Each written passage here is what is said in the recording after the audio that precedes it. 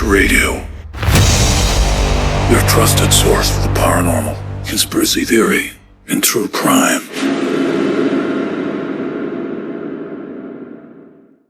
Hello, everybody. Thank you for coming on Dark Fringe Radio. I am your host, Will Martinez, and tonight we have a very, very special guest.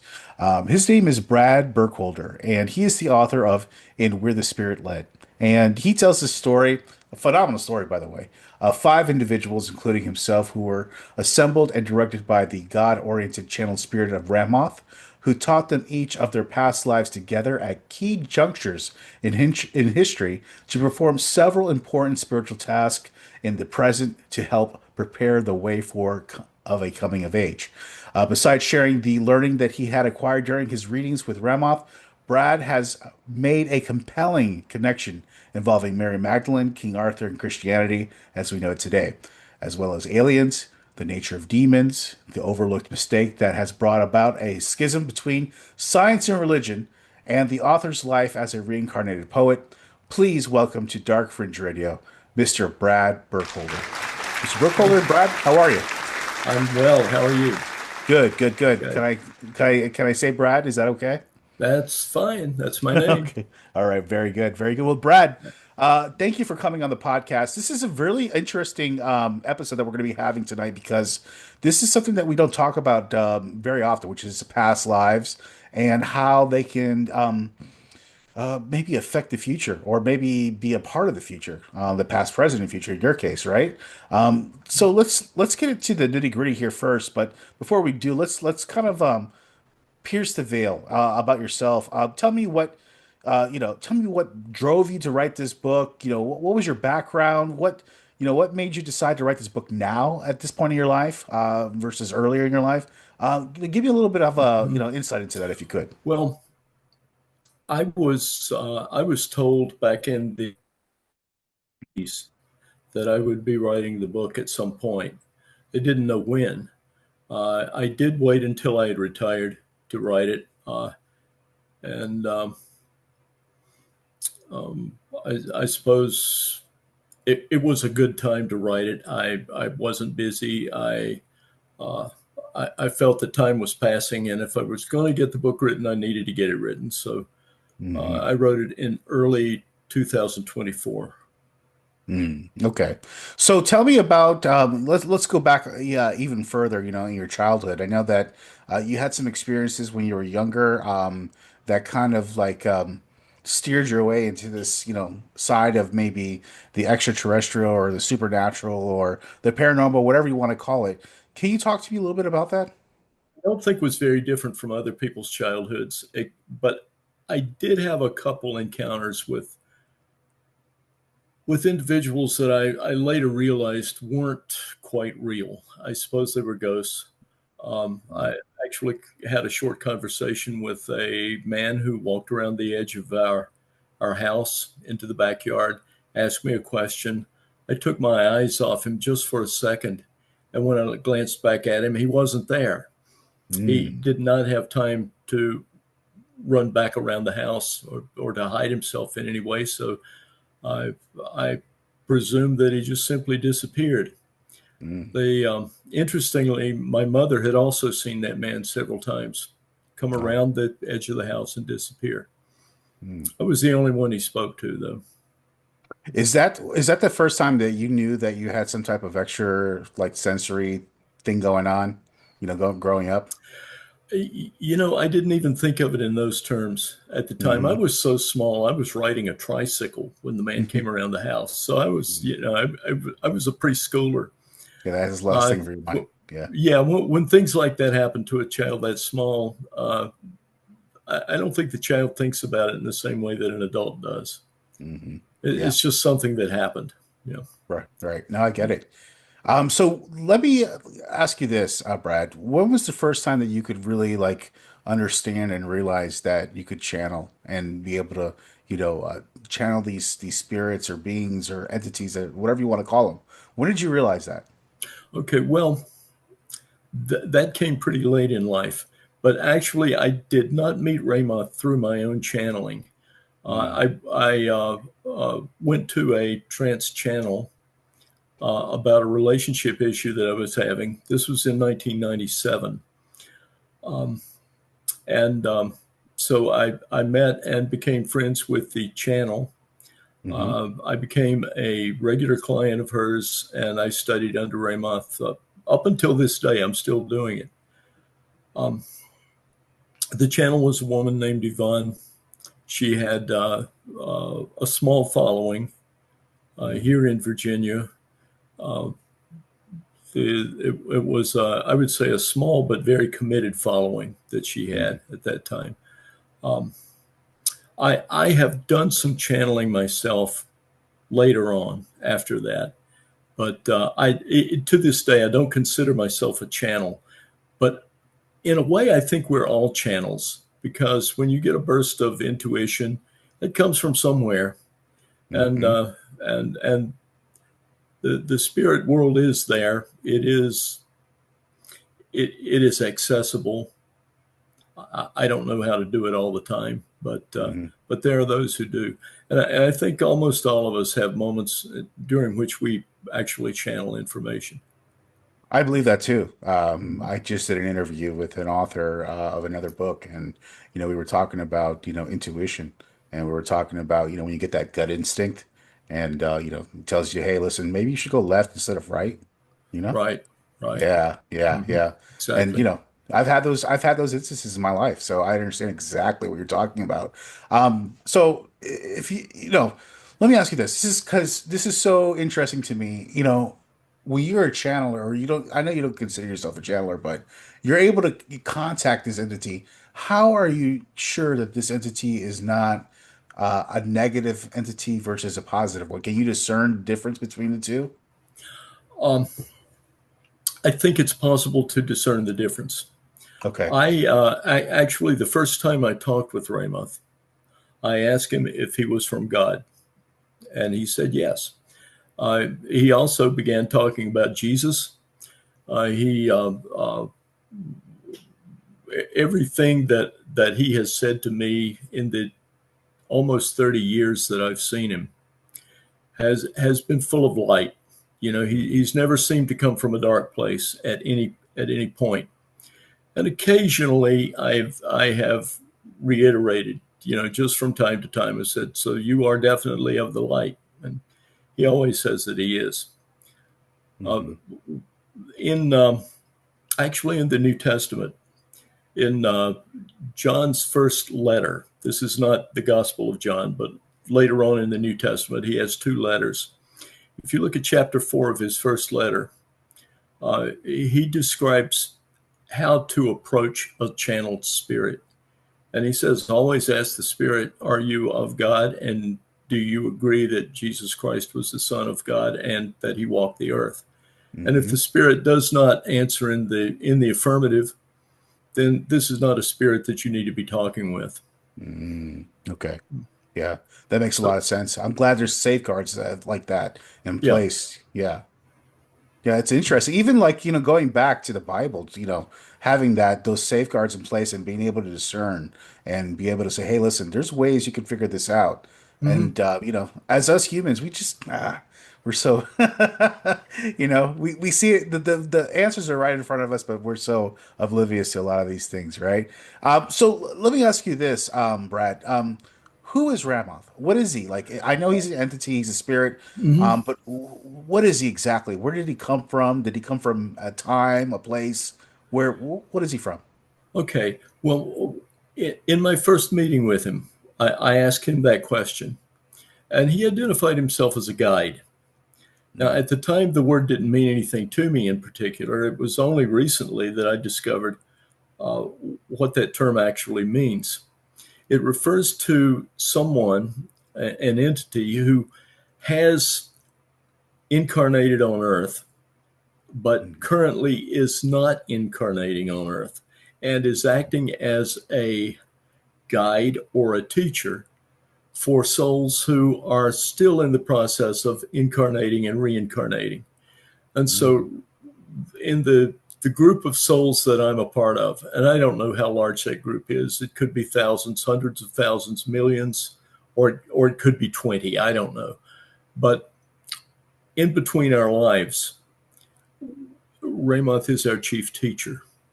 And so that's what he does. I mean, you could say in a way that he's my guardian angel, but he's also if so, he's the guardian angel of a number of other people as well.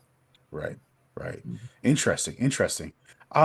Have you in life been in a situation where you've been contacted by him, where you were in a situation where it may have been a precarious situation, and Ramoth may have channeled himself through you, or maybe channeled him or whatever, contacted through you and said, "Hey, listen, no."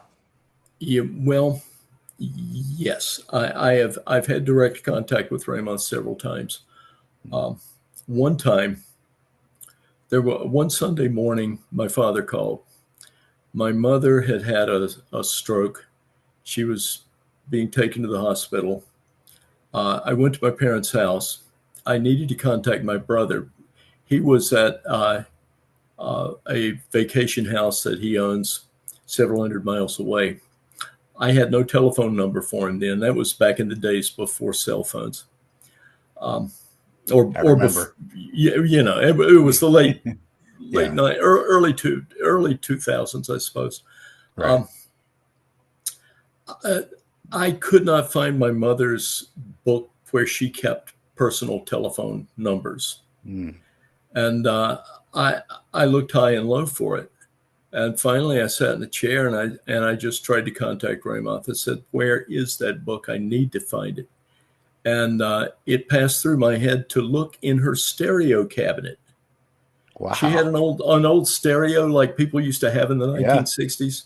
Yeah. Well, who keeps a telephone book in a stereo cabinet? I opened the lid of the stereo cabinet and there was the book. Wow. And that way I was able to get in touch with my brother. That's interesting. It's I love stories like this because, growing up, I was kind of exposed to a lot of different religions and a lot of different things, in this world as far as belief systems and things of that nature.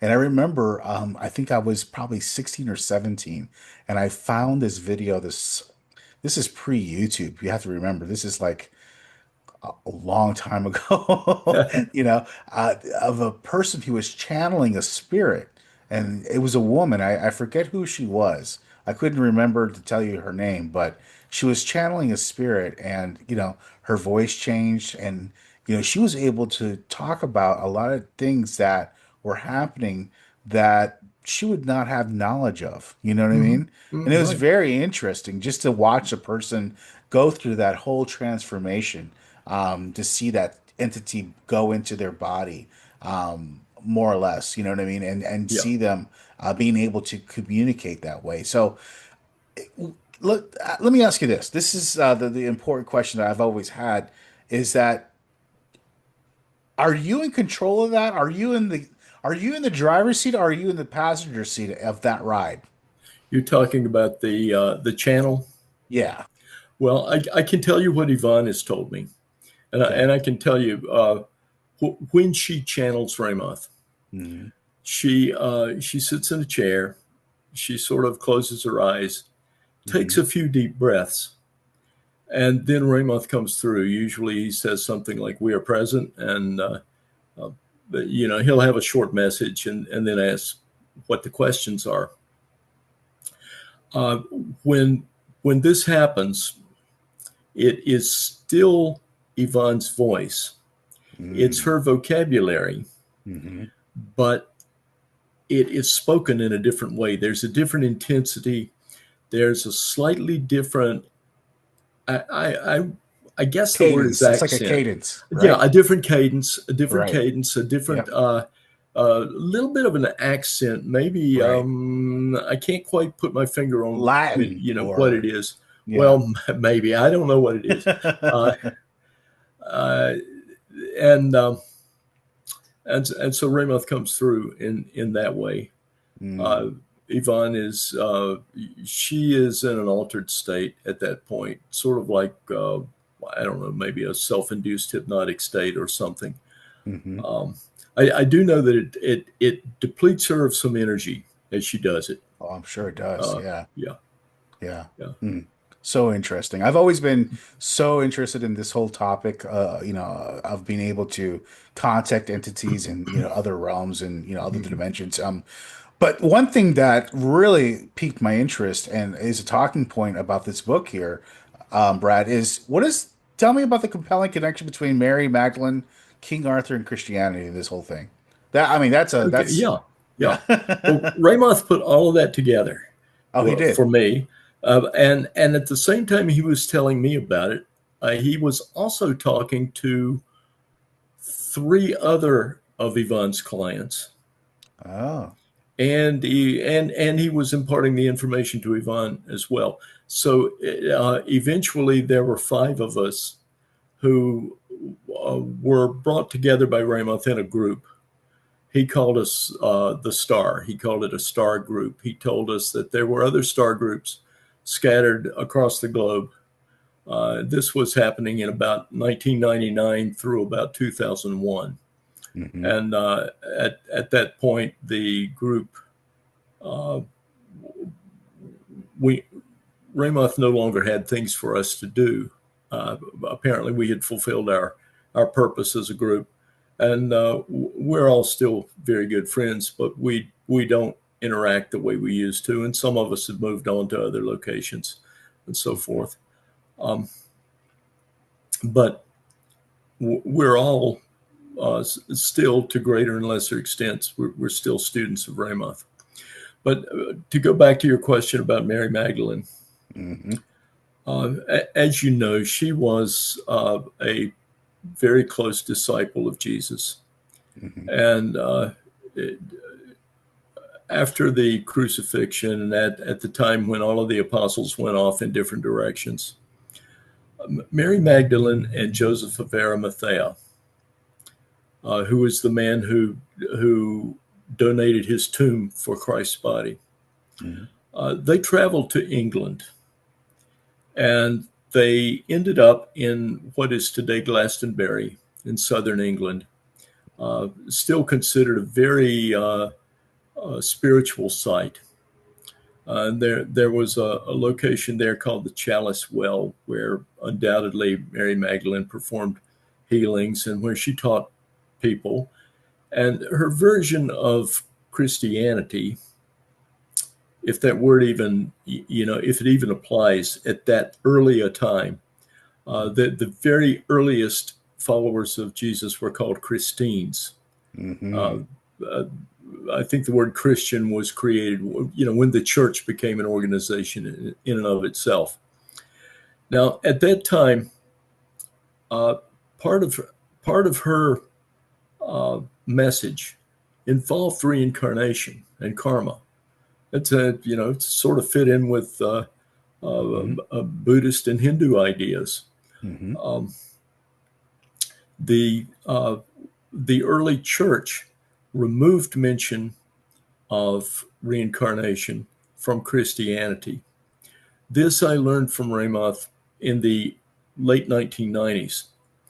Only recently, I found a book called Reincarnation, The Missing Link in Christianity, written by a lady named Elizabeth Clare Prophet. Hmm. I know her last name sounds suspicious, but she actually married a man whose name was Prophet. Um, she has passed on now, but her book is certainly worth reading because it's a very scholarly book that looks into uh, the early days of the Christian church and tells how it is that the idea of reincarnation was taken out of the Christian doctrine for the Hmm. very same reason, she says, that Ramoth told me many years earlier. And that was simply that the church leaders believed that if the people of the early Christian world knew that they had second chances at life and third chances and fourth chances, that would take away the fear of eternal damnation and would make them less, what would the word be?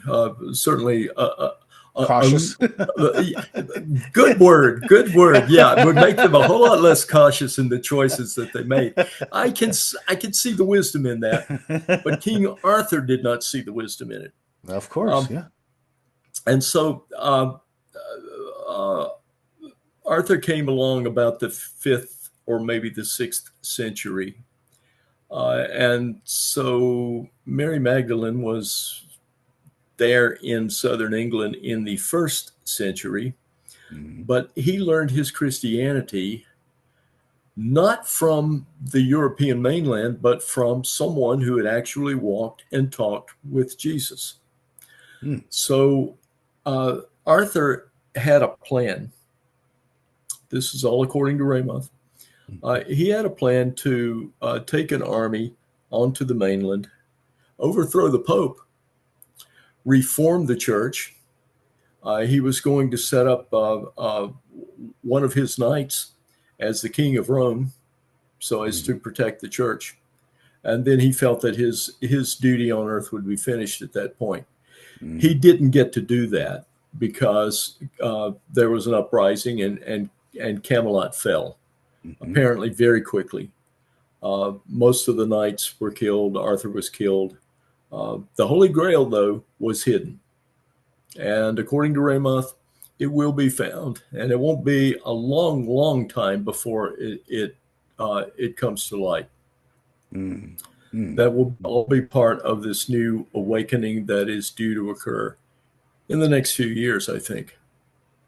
Did you see, speaking of the Ark of the Covenant, did you see it's not so recent, it's probably about a month or maybe a couple months now, where the CIA admitted to using remote viewers to find the Ark of the Covenant?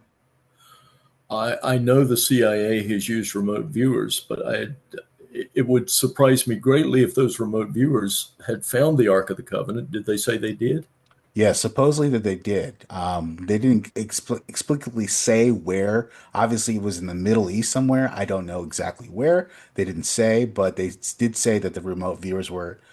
I don't know how they confirmed if they didn't get it, right? So to me, it's kind of wishy-washy, but supposedly that they said that the remote viewers did locate the Ark of the Covenant. In the Middle East? In the Middle East, yeah. That would contradict what Ramoth told me years ago. Okay. He said that there's a medieval poem called the Song of Roland, which is about Roland was a nephew, I believe, of Charlemagne, who fought a battle. Charlemagne had been in Spain fighting the Moors. Right. He was crossing the Pyrenees when his rear guard was attacked. Roland was in charge of the rear guard, and they fought to the last man.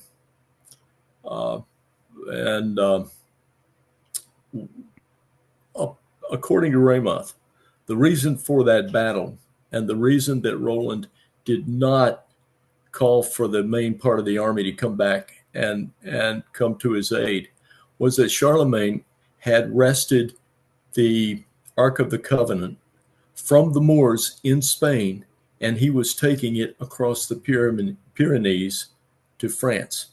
That would suggest that the Ark was moved out of the Middle East at some point. Let's see, when was he? He was like the 8th century or around about that time. Yep. Where it is now, I don't know, because Ramoth didn't want to tell me where it is.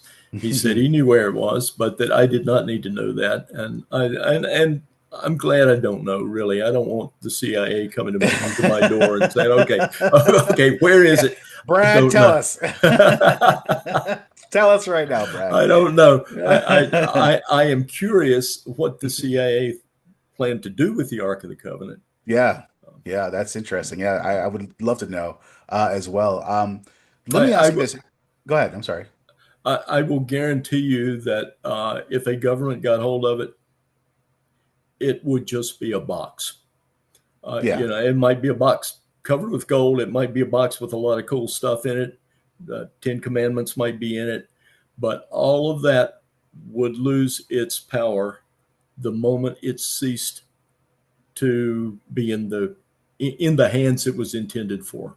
I get it. I understand what you're saying. Yeah, that makes sense. Yeah. 100%. 100%. Yeah. Let me talk to you about this part. And I just want to touch on it very quickly. I don't want to spend too much time on it. So, the nature of demons and Satanists and all this stuff, where does it come from? Let's just touch on it and go about it, because to me, everything is super exploited when it comes to this subject. So, what's your opinion on this whole thing? Okay. When we die, we have the option of going to the light. If we go to the light, then we're taken back essentially into the presence of God. Suppose we've done something very, very bad in life, and the last presence we want to be in is that of God. Mm-hmm. Then we choose not to go to the light. Now, the choice not to go to the light is to cut oneself off from God. That means you're doomed. Mm-hmm. And that's where demons come from. These are evil people who have chosen not to return to the light. If they go to the light, they'll eventually be forgiven. They might be put through, literally, they might be put through hell for a while, but they will return to God eventually, sometime in, eons from now. But those who choose to battle God become demons. And so they have the power to influence us. They may have the power to possess us if we're not careful. But they do not have tremendous power because they've cut themselves off from the real source of power. So any angel would be far more capable than any demon. I would think if angels come in categories, I would think the weakest angel is more powerful than the strongest demon, simply because they have a connection to the creator of the universe. Right. Yeah. And Raymond once said to me, he said, Satan has never killed a man. He has no power to kill a man or woman or child or dog, for that matter. What he has the power to do is influence our thoughts. That's what it is. But Raymond has also said, man is quite capable of sin without demonic influence. Without the And especially what we're seeing in this day and age right now. You know what I mean? It's crazy right now. I mean, yeah, there's a lot of disruption going on, and a lot of lives being lost for I don't know. We're at one of those points in time when we're moving from one astrological age to another. And the universe is, maybe it's alive, but certainly it is a machine. It does work in its own way. 2,000 years ago, when we moved into the Piscean age, that corresponded with the coming of Christ. Now we're moving into another age. We can anticipate what many people call the second coming. There are other terms you could use for it because it's just a matter of semantics in a way. But I think we're very much on the doorstep of that now, and I think we're seeing it play out in current events all over the world. Does Ramoth share information with you about current events? Like when you see things on TV or something that comes across your radar, you're just like, damn, I didn't see that coming. Do you get any kind of messages from him, or him or her? I don't know. I hate to use any kind of Yeah. Well, yeah. Ramoth comes across as a male spirit. Okay. Although he's channeled through a female. Okay. But Ramoth doesn't usually come through and offer information. It's more likely he waits until he's asked. Gotcha. And yes, I and other clients of Yvonne have asked about current events from from the moment we became devotees of Ramoth. Sure. And when I say devotees of Ramoth, Ramoth is God-oriented, and his clients are God-oriented. We don't consider him a god. We consider him someone with more information than we have, who can look at things on Earth from a far different perspective than we see it from. And kind of like a divine intermediary. Oh, yeah, very much so. Very much. Right? Yeah. Yeah. Very much. It's interesting, I know you're a retired, English professor, you're a poet, going back into your past lives, is this a reoccurring theme in your past lives as well? I've been a lot of poets, or let's say I've been a poet a lot of times. Okay. Over and over and over. And I suppose I've written an awful lot of stuff that has been lost in time. I have not pursued publication in this life. I've been a poet all my life. Oh, wow. And I majored in English because I wanted to write poetry. After that, I got two different master's degrees in creative writing, and I taught English and creative writing for the majority of my working life. Publication has never been something that I felt strongly about. And so, I've written 1.5 novels, unpublished, 2 full-length plays, unpublished, hundreds of poems, the majority of them unpublished. And as I say in Where the Spirit Led, if I had published those poems on a large scale, if I were one of the poets who, if you looked up, top 100 American poets, if my name appeared among those people, I would have a reputation to uphold. And if I wrote a book like Where the Spirit Led, that would cast great doubt on the reputation I had created. So I believe that a lack of ambition has been part of my, or lack of ambition to publish has been part of my life's work, actually. And strangely enough, the fact that I am the reincarnation of a particular poet is how I began learning about past lives from Ramoth. I went to him in the spring of 1997 because of a difficult relationship I was in with a woman. And it turns out that I was having a difficult time with that particular woman because in a past life, when I was a poet, I was having a difficult time with that same woman in a past life. And so oddly enough, even though the relationship ended long ago, it led me to Ramoth. It led me to discover past lives, and they are not meaningless. Let me assure you, your past lives are why you are who you are today.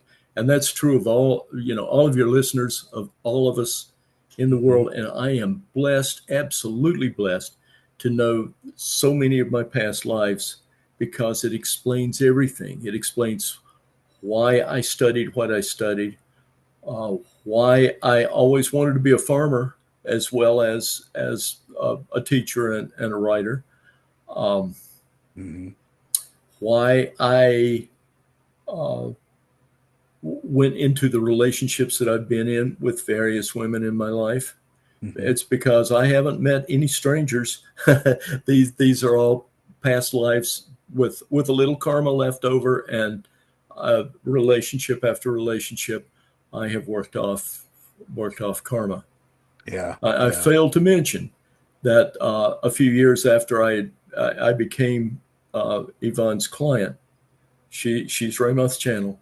She and I actually became married, and we had a I think a very, very wonderful marriage for quite a few years. Hmm. A few years back, we decided it was necessary for us to go separate ways, and we did that. And I think she's happier now. She's found someone else. She and I are still very good friends.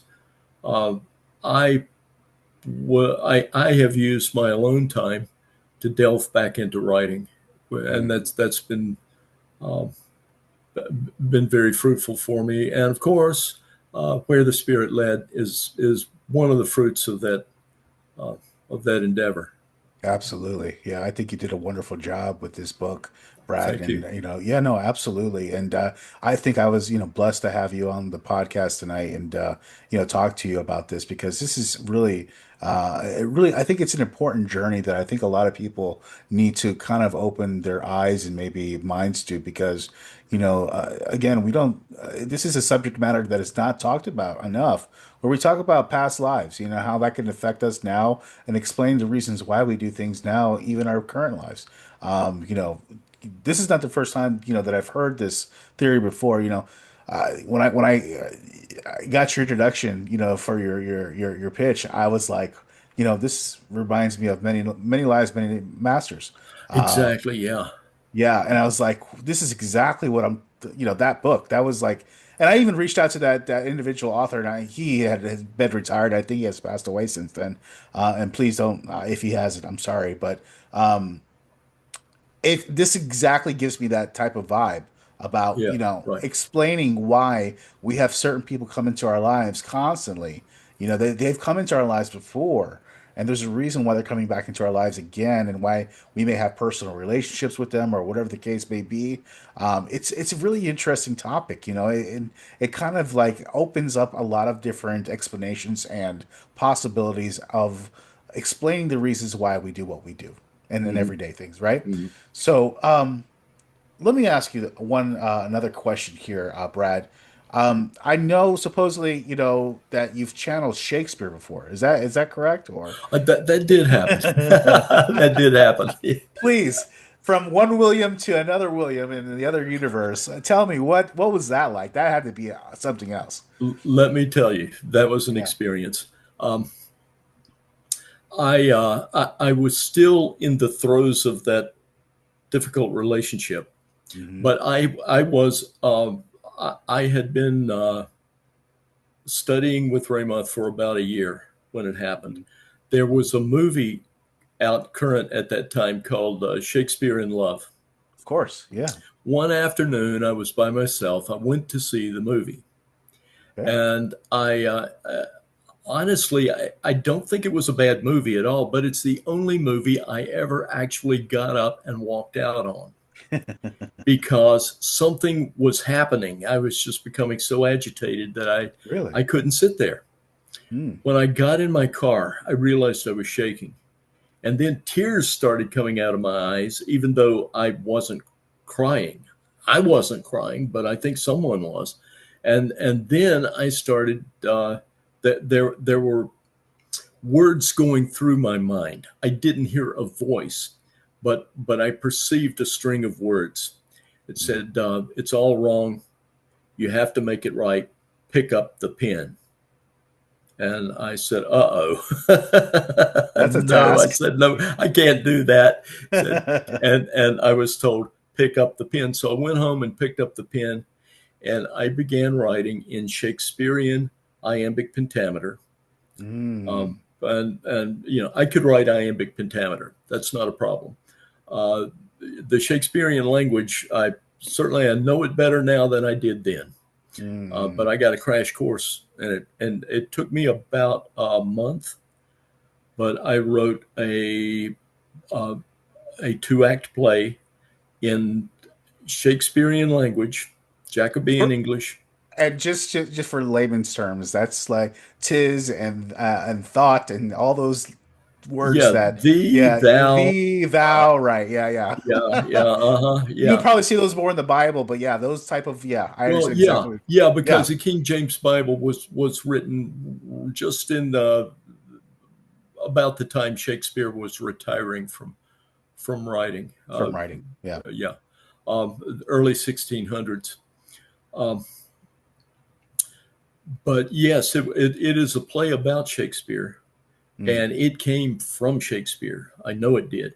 Not only was I channeling him when I wrote, and let me tell you, he wouldn't leave me alone. I'd have to get up in the middle of the night, and go turn my computer on and write. Oh my gosh. I was teaching at the time. I put off assigning essays until I just couldn't delay it any longer because I was trying to make time to get this play written. The students were happy though. Yeah, probably so. Yeah, I'm sure. They didn't complain. No. They ended up having to write the essays though. We didn't get out of that, but I did delay some deadlines. But anyway, the play was written. It was actually staged at the college where I taught. We had an actor with Hollywood and Broadway credentials who was a part-time teacher there, teaching theater arts. He staged the play, and he had a role in it, and it was I think quite a successful little production, considering that it was just a community college did it.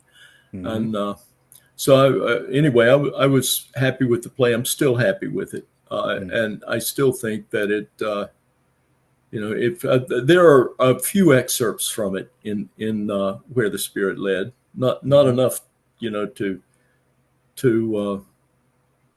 be terribly disturbing to someone who doesn't want to read poetry, but maybe enough, to get a sense of what it was like. Yeah, no, I get it. It's so funny because I believe in synchronicity.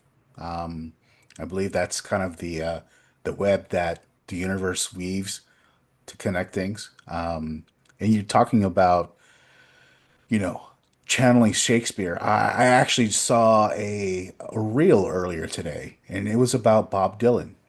And Bob Dylan was talking about how he wrote some of his songs. And he's like, I don't know how I wrote those songs. He's like, it just came to me. It was a magical thing. He goes, look at the words, look at the way it's put together. He goes, come up with a song like that. He's like, I don't even know how I wrote that. Yeah. He goes, it just came to me like that. Do you think that happens more often than what people think? Very often. I've heard Paul Simon say the same thing. Yeah. And I talked with someone not long ago who had heard Paul McCartney say something like that. Well, I know that Bob Dylan was a poet in a previous life. That's as much as I'm going to say because, Bob's still alive. I'm not going to. I would consider that an invasion of his privacy. I get it. To say anything more than I've said, but yeah, Bob, if you're listening, why don't you go see a hypnotherapist and have a past life regression? Yeah, because he explicitly says himself, he's like, I don't know how I wrote that. I have no idea. There's zero. I don't even know where it came from. He's like, it just came to me, and it was like it was being spoken through him. That's what's called inspiration. And all artists talk about inspiration, and they what we think they're talking about is, I saw something and I decided to paint a picture of it, or I decided to write a poem about it. No, when real inspiration comes, it grabs you and it forces the words out of you, or it forces the image onto the canvas. It is something outside yourself taking charge.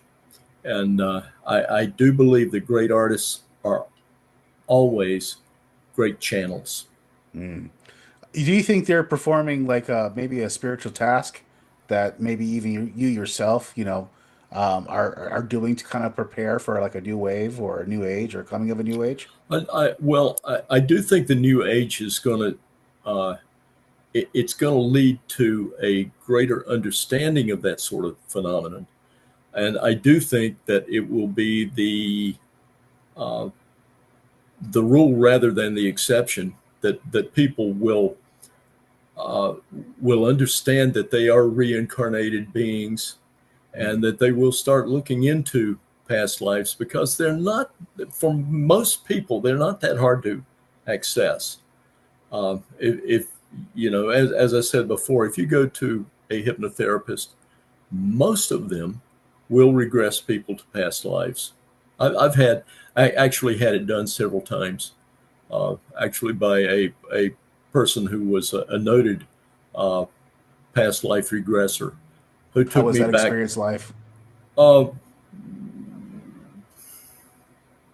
I've had similar experiences conducted by Ramoth and Yvonne.